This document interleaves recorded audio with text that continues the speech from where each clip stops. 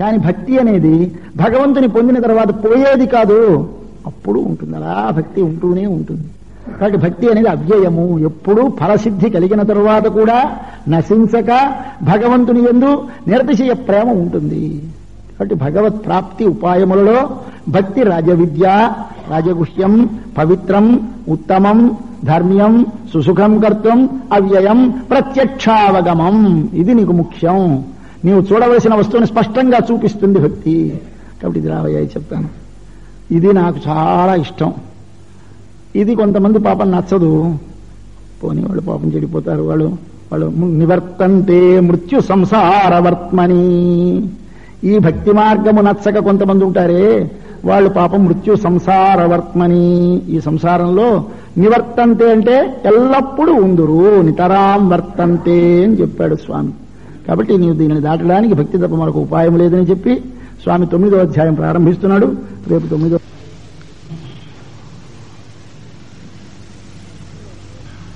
భక్తి యోగంలో ఉన్నాం. భక్తి యొక్క స్వరూపాన్ని నిర్వచించింది 9వ అధ్యాయం. భక్తి చేత ఆరాధింపబడే భగవానుని యొక్క స్వరూపాన్ని నిర్వచిస్తుంది 9వ అధ్యాయం. ఎటువంటి వారు భక్తికి అర్హులో తెలియజేస్తుంది 9వ అధ్యాయం. భక్తి యొక్క సౌలభ్యాన్ని తెలియజేస్తుంది 9వ అధ్యాయం. కాబట్టి మొత్తం భక్తిని గురించి తెలుసుకోవాల్సిన విషయములన్నీ 9వ అధ్యాయంలో ఉన్నది. ఇది మధ్యలో ఉన్నది భగవద్గీతకి. ఇది చాలా సారభూతమైన అధ్యాయం. ఈ అధ్యాయంలో భక్తి అంటే మనము భక్తి అనుకునేటటువంటి భక్తి కాదు. మనము భక్తి అనుకునేది ఏదో నామాన్ని చెబుతూ ఉంటాం, తాళాలు చప్పట్లు వాయిస్తూ ఉంటాం, అది భక్తి అని మన ఉద్దేశం. కాబట్టి భక్తి తేలిక, జ్ఞానము కష్టము. అంటే భక్తికి జ్ఞానం అక్కర్లేదని మన ఉద్దేశ్యం. కానీ భగవద్గీతలో చెప్పిన భక్తికి కర్మ జ్ఞానము ముందుంటేనే భక్తి. కర్మజ్ఞానములు లేనిదే భక్తి ఆవిర్భవించదు. ముందుగా కర్మయోగం ఆచరించాలి. మొట్టమొదట వ్యవసాయాత్మిక బుద్ధి అని మనవి చేసిన 2వ అధ్యాయములో ఈ శరీరము పనిచేస్తుంది, దీని లోపల ఆత్మ అనబడేటువంటి ఒక చైతన్యము గల వస్తువు ఉన్నది, ఈ రెండిటికీ భేదమున్నది, ఇవి రెండు ఒకటి కాదు అని మొట్టమొదట గుర్తించాలి ప్రతి వ్యక్తి. అది గుర్తించిన తర్వాత ఈ శరీరము చేసే ఏ పని చేసినా వచ్చే ఫలము మాత్రమే భగవత్ ప్రాప్తే. అంతే తప్ప ఒక్కొక్క ఫలమని వేరు వేరు ఫలములు లేవని, ఒకటే వ్యవసాయాత్మికా బుద్ధి ఏకేహ గురునందన, ఒక్కటే అని చెప్పాడు. ఏమిటి? సర్వ వ్యాపారములకు, శారీరకమైన సర్వకర్మలకు ఫలము భగవత్ ప్రాప్తే అనే దృఢమైన నిశ్చయము కలిగి ఉండాలి. అది కలిగి ఇప్పుడు మనం ఏ పని చేస్తున్నా ఆ చేసేటప్పుడు సంతతము, చేసేది శరీరము, కానీ దాని లోపల ఉండి దానిని నడిపించేవాడిని నేను, నా వెనకాల భగవానుడు నుండి నడిపిస్తున్నాడు అనే భావంతో ఆచరించాలి. అప్పుడు ఆచరించేటువంటి కర్మల యొక్క ఫలమునందు సిద్ధి కలిగినా అసిద్ధి కలిగినా నీ మనసు ఊగులాడకుండా ఉంటుంది. దాని పేరు యోగము అన్నారు. దానికే సమత్వ బుద్ధి అని పేరు.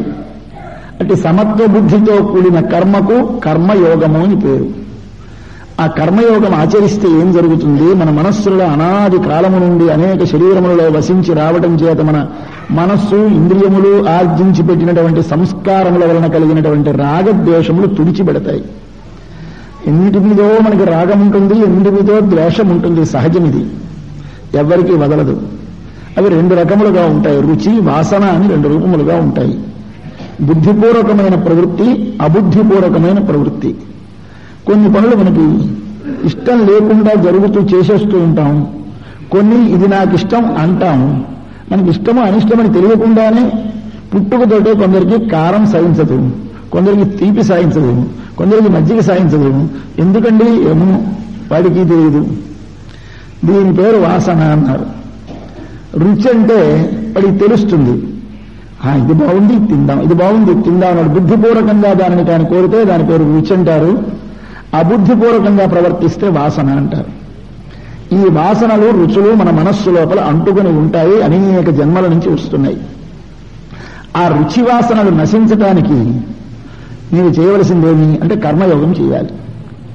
ఆ కర్మయోగం చేసేటప్పుడు ఈ ఇంద్రియములు నిన్ను బయటికి లాగుతాయి కనుక ఈ ఇంద్రియములు బయటికి వెళ్లకుండా వెనుకకు తగ్గించడానికి ప్రయత్నం చేయాలి. అప్పుడు కానీ మనసు ఏకాగ్రత ఏర్పడదు. ఆ ఇంద్రియములను వెనుకకు మళ్లించడానికి, ఈ మనసును ఏకాగ్రముగా ఉంచడానికి చేయవలసిన సాధనే యోగము, అష్టాంగ యోగమని. మనకి పాతంజల యోగం అంటారే, అది ఈ మనో విజయానికి ఉపాయం. ఈ మనస్సును జయించడానికి ఆ యోగం చెయ్యాలి. అది యమ, నియమ, ఆసన, ప్రాణాయామ, ప్రత్యాహార, ధారణ, ధ్యాన, సమాధులని 8 అంగములు. ఈ 8 అంగములు కలిగిన దానితో తాను వాటిని పాటిస్తే మనస్సుకి ఇంద్రియములను నియమించగలిగిన శక్తి ఏర్పడుతుంది. ప్రాణమును నియమించగలిగిన శక్తి ఏర్పడుతుంది. ప్రాణము వలన చేష్ట కలుగుతుంది. ప్రాణమును నియమిస్తే చేష్ట తగ్గుతుంది. దానికోసం ముందు ప్రయత్నం చేసి ఇంద్రియములు కదలకుండా ఏర్పాటు చేసుకోవాలి. ఇట్లా చేసిన తరువాత అప్పుడు తన మనస్సు ఒకదాని యందు నిలుస్తుంది. అట్లా ఒకదాని యందు నిలవడం అనేది మనస్సుకు ఏర్పడితే దానిని స్థిత ప్రజ్ఞ అవస్థ, జ్ఞాననిష్ట అంటారు. ఆ జ్ఞాననిష్ట కలగాలి. అది కలిగిన తరువాత, అప్పుడు జ్ఞాననిష్ట కలిగిన తరువాత ఒకే వస్తువునందు లక్ష్యము నిలుస్తుంది. అప్పుడు ఇతరమైన విషయములు ఎన్ని చూస్తున్నా, ఎన్ని వింటున్నా వాటి ఎందు మనసు వెళ్లకుండా ఆత్మన్యేవ ఆత్మనాతుష్ట స్థిత ప్రజ్ఞస్తదోచ్యతే, తననే తాను ఆనందిస్తూ ఉంటాడు. ఈ స్థితి ఏర్పడాలి. ఇది కలిగితే కాని జ్ఞానము కలగదు. జ్ఞానం అంటే ఆత్మదర్శనం కలగదు. ఈ ఆత్మదర్శనం చెయ్యాలి. ఆత్మదర్శనం అంటే ఏమిటి అంటే ఏదో చెప్పలేని ఆనందం అనుభవిస్తాడు. ఏమనుభవిస్తాడో చెప్పలేడు. అయితే మరి ఏమనుభవిస్తాడు అంటే వాడు చేసే పనులలో 2 విధములైన అనుభూతి వాడికి కలుగుతుంది. అది కలిగిన వాడికి ఆత్మజ్ఞానం, ఆత్మదర్శనమైందని మనం తెలుసుకోవచ్చును. ఏమి కలుగుతుంది వాడికి? ఒకటి సమదర్శనము కలుగుతుంది. సర్వత్రా సమదర్శనము కలుగుతుంది. శునిచైవ శ్వపాకేచ పండితాః సమదర్శినః అని. వాడికి ఏ వస్తువును చూసినా బాహ్యమైన శరీరముతో ఆగక లోపల ఉన్న ఆత్మదర్శనమవుతూ ఉంటుంది. సర్వశరీరముల యందు ఒకే విధమైన ఆత్మదర్శనమవుతుంది. ఆ ఆత్మలన్నీ భగవంతుని చేత నియమింపబడుతూ భగవంతుని కొరకు ప్రవర్తిస్తున్నాయనేది వాడికి స్పష్టముగా భాషిస్తూ ఉంటుంది. ఇది కలిగితే ఆత్మదర్శనము కలిగినట్టు లెక్క. ఇది రెండవది. మొదటిది కర్మయోగం, రెండవది జ్ఞానయోగం. ఇవి 2 కలిగిన తర్వాత నీ ఆత్మస్వరూపం నీకు దర్శనమైతే ఆత్మస్వరూప దర్శనము చేత ఒకడు నన్ను నియమించేవాడు ఉన్నాడు, వానికి పరతంత్రమైన నేను నడుస్తున్నాను, ఈ శరీరముతో నేను చేసే ప్రతి పని వాడికే అర్పణమవుతోంది అనేది నీకు బాగా భాషిస్తే వాడిని గురించి తెలుసుకుంటావు. ఇక్కడ 7వ అధ్యాయం ప్రారంభమైంది. ఇప్పుడు వాడి స్వరూపాన్ని చెప్పాడు. ఆయన ఏం చేస్తాడు, ఎలా ఉంటాడు, వాడి స్వరూపం అనేది 7వ అధ్యాయంలో చెప్పి వారిని మనము చేరాలి, వానితో కూడి ఉండాలి అనే కోరిక గలవారు ఏం చేయాలో 8వ అధ్యాయంలో చెప్పి ఇదిగో తెలుసుకోవలసినవి ఇవి. అట్లా తెలుసుకుని చిట్ట సమయంలో అంత్యకాలములో స్మృతి కలగాలి. ఆ అంత్యకాల స్మృతి కలిగితే దాని వలన వారిని చేరుతావు అని మనకు 8వ అధ్యాయం సమాప్తి చేశాడు.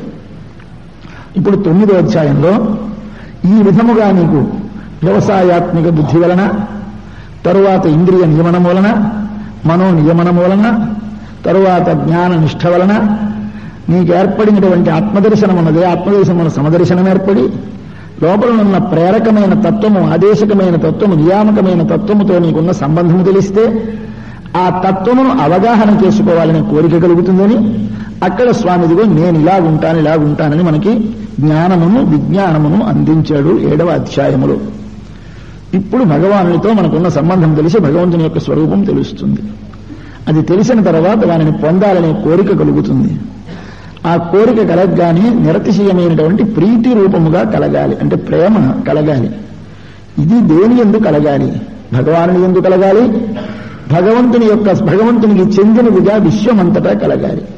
కేవలం భగవానుని యందు కలిగిన ప్రేమ భక్తి కాదు, కేవలం విభూతి యందు కలిగిన ప్రేమ భక్తి కాదు. భగవానుని యందు భగవంతునికి చెందినదిగా విశ్వమునందు నీకు సమముగా ప్రేమ ఏర్పడితే అప్పుడు నీకు భక్తి కలిగినది అని భావము. అంతేకాని మనం ఒకరిని ఆరాధిస్తాం, ఒకరిని దూషిస్తాం, ఒకరిని ద్వేషిస్తాం. ఇది నీకు భక్తి కలిగిన వాడి లక్షణం కాదు. అందుకోసమనే 12వ అధ్యాయానికి మనం వెళ్ళిన తర్వాత ఎల్లుండి అక్కడ చెబుతారు మొట్టమొదటి అద్వేష్ట సర్వభూతానాం. భక్తి కలగ్గానే ఎలా తెలుస్తుంది అంటే వాడు చూస్తే తెలిసిపోతుంది, వాడికి దేని ఎందుకు ద్వేషం ఉండదు అని మొదటి లక్షణం చెప్పాడు. ఈ లక్షణములన్నీ మళ్ళీ మనకి 12వ అధ్యాయంలో చెబుతాడు, 13వ అధ్యాయంలో మళ్ళీ చెబుతాడు జ్ఞానికి ఉండే లక్షణాలని, 14వ అధ్యాయంలో గుణాతీతుడి లక్షణాలని చెబుతాడు. ఈ లక్షణములన్నీ మనం ఒక్కసారి చూస్తే ఈ జ్ఞానము కలిగి భక్తి కలిగిన వారి లోపల ఉండే లక్షణాలన్నీ మనకు అక్కడ గోచరిస్తాయి. ఒక్కసారి 12, 13, 14 అధ్యాయాలు చదవాలి. అటువంటి లక్షణములు ఆవిర్భవిస్తాయి. ఇవి ఉండాలి కాదు, ఇవి ఉంటాయి అనుకోండి. అంతేగాని ప్రేమ కలిగి ఉండాలండి అంటే ఉండదు ప్రేమ. అది నియమం ఏం కాదు, కండిషన్గా రాదు. అయ్యా నువ్వు వీడిని ప్రేమించాలి అంటే ప్రేమించగలమా, నువ్వు వీడిని ద్వేషించాలి అంటే ద్వేషించగలమా, మన ఇష్టం కాదు. అది లోనుండి రావాలి. ఈ లోనుండి వచ్చేటువంటి దానికి ప్రతిబంధకం ఏమి అంటే బాహ్యమైనటువంటి శరీరము.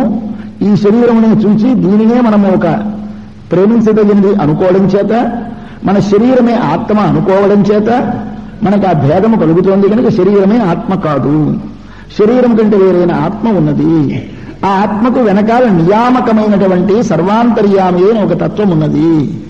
అది ప్రధానమైన తత్వము. దానికి చెందిన నేను విశ్వమంతా దానికే చెందినదనే భావము నీకు కలిగితే అప్పుడు విశ్వమందు ప్రేమ కలుగుతుంది, విశ్వాత్మ అయినటువంటి పరమాత్మ యందు ప్రేమ కలుగుతుంది. అప్పుడు నీకు ఒకసారి ఆ భగవంతుని యందు ప్రేమ నిరతిశయముగా కలిగి ఎడతెగకుండా వాడే స్మృతికి వస్తాడు, జ్ఞాపకం వస్తాడు. జ్ఞాపకం తెచ్చుకోవాలి, ధ్యానించాలి. కండిషన్డ్ కాదా, ఆలి ఆలి అంటూ ఉంటారు, తప్పది. ధ్యానించాలి, మన ఇష్టమా ధ్యానించాలంటే ధ్యానించగలమా, అలా తలంపుకు వస్తుంది. అది ఇప్పుడు ఈ స్థితికి వచ్చిన వాడికి భగవానుడు సంతతం అదే ఆలోచనలు మెదులుతూ ఉంటుంది. వాడు ఎక్కడున్నా అదే లోపల మెదులుతూ అదే భాషిస్తూ దానిని అలా ప్రేమిస్తూ దాని నామాన్ని స్మరిస్తూ దాని గుణాలే జ్ఞాపకం వస్తూ ఉంటాయి. ఈ స్థితి కలుగుతుంది. అప్పుడు ఏమి అక్కడ 9వ అధ్యాయంలో ప్రారంభించి మొట్టమొదటి ఏం చెప్తాయంటే, ఎవరిని మనం ప్రేమిస్తున్నామో వాడి గుణములు బాగా తెలుసుకుంటే లోకంలో కూడా మనకి రుక్మిణీ కళ్యాణంలో రుక్మిణీదేవి కృష్ణ భగవానునికి కబురు పంపిస్తుంది ఒక పురోహితుని చేత. కబురు పంపిస్తూ ఏమని చెప్పింది, శృత్వా గుణాన్ భువన సుందర, కృష్ణ నీ గుణములను విన్నానయ్యా, విని నీ యందు నాకు ప్రేమ కలిగింది. మనం కూడా ఎలా కలుగుతుంది ప్రేమ, భక్తి కలగాలంటే ఏం చేయాలి, మొట్టమొదటి గుణములను వినాలి. భగవంతుడి గుణములను మనము బాగా వింటే అబ్బా